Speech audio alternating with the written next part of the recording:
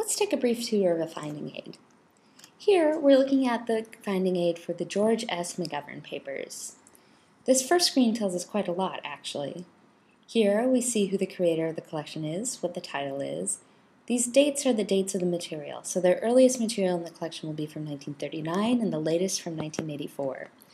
We also see the size of the collection, which in this case is quite big, more than 800 linear feet.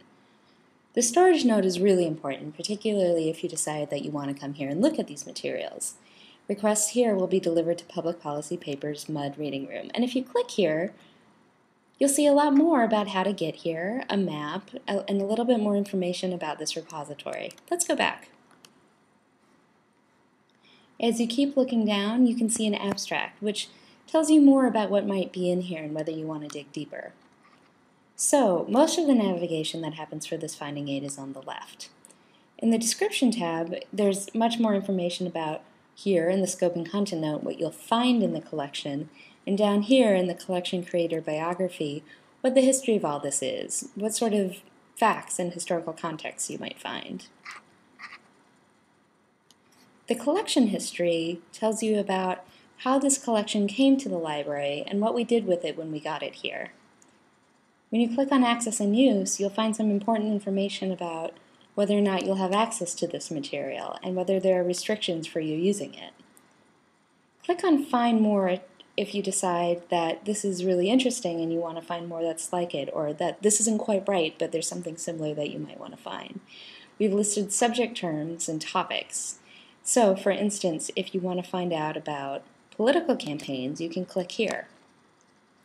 And this will take you to every part of every collection that's been tagged as being about political campaigns. Let's go back. Now let's go to contents, and this is what's really in the collection. You can see that an archivist divided this up into groupings. The first grouping is early activities, then House of Representatives, etc. You can find the same information by clicking on these arrows. So let's dig in. Let's go to Campaigns for United States Senate and President of the United States. This page will give you a very short essay about what you'll find in this series. And then when you go down, here's the opportunity to dig in deeper. So for instance, let's look at files related to the 1972 presidential campaign.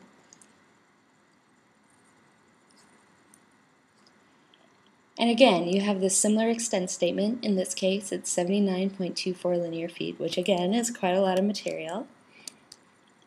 And as you go down, there's the chance to dig even deeper. Let's look at the issues for the 1972 presidential campaign.